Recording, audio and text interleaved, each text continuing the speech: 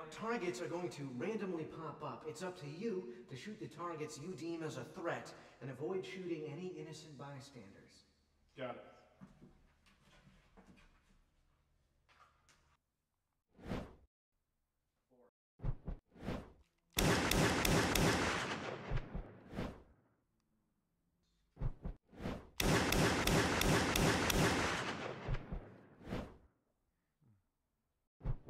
Drop the weapon!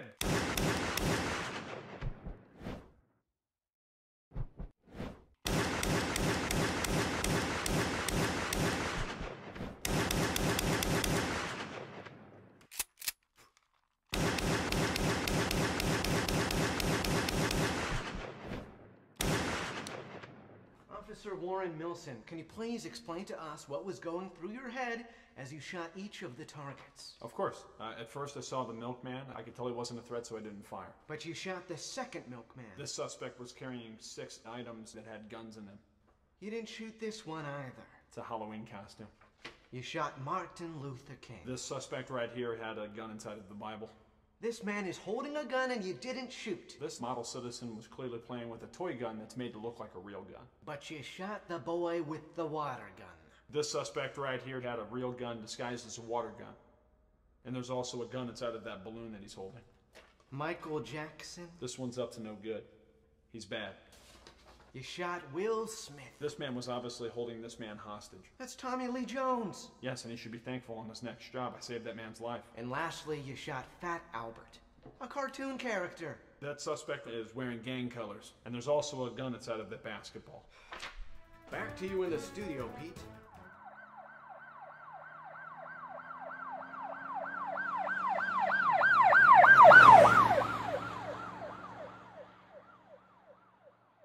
With Mike Brown and the whole trial, I knew that Officer Wilson was going to be found innocent just because of the stories of Mike Brown punching him in the car, and I just knew it was totally within his right to use kind of deadly force to protect himself. With the past few months in tow, we've forgotten what Ferguson truly was, which was a tragedy.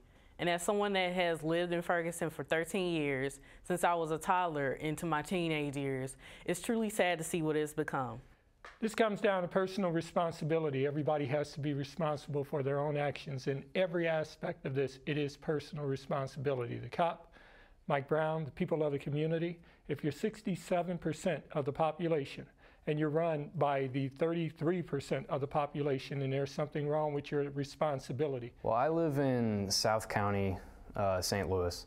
And down there, I don't know, I've always kind of had a respect for cops. I've never felt like kind of at the brute end of any like dishonesty, with the exception of maybe Crestwood cops who are assholes anyway, just because they got nothing better to do.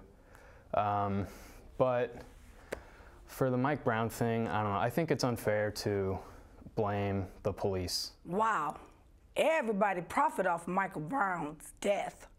The media exploded all around the world.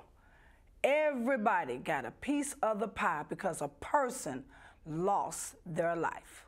And then the guy who shot him, the police officer, people from all over the world that was supporting him was sending him thousands and thousands and thousands of dollars.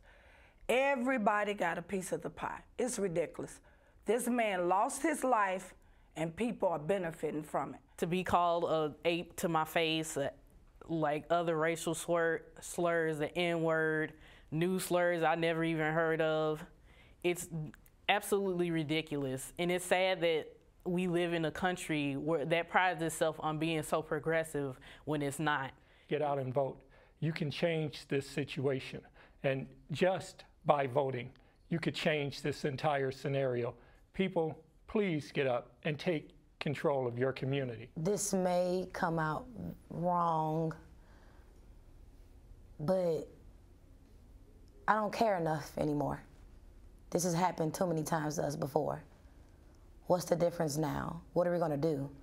We always talk about what's going on, what's happening, and then we rise together, but then we acknowledge what's going on. We get people that don't know what's going on, we educate them about it. We do so much about it. And then after we educate the people, it's like, months go by, years go by, and everything drifts away. I'm sorry to say this, but I don't care anymore like I should. People that say they were preparing for a war against what? Black people, for fighting for our rights? Does it offend people that we want to be treated like human beings? Does it offend people that I want to live in a country where when I raise my future son, he doesn't have to walk down the street without being scared?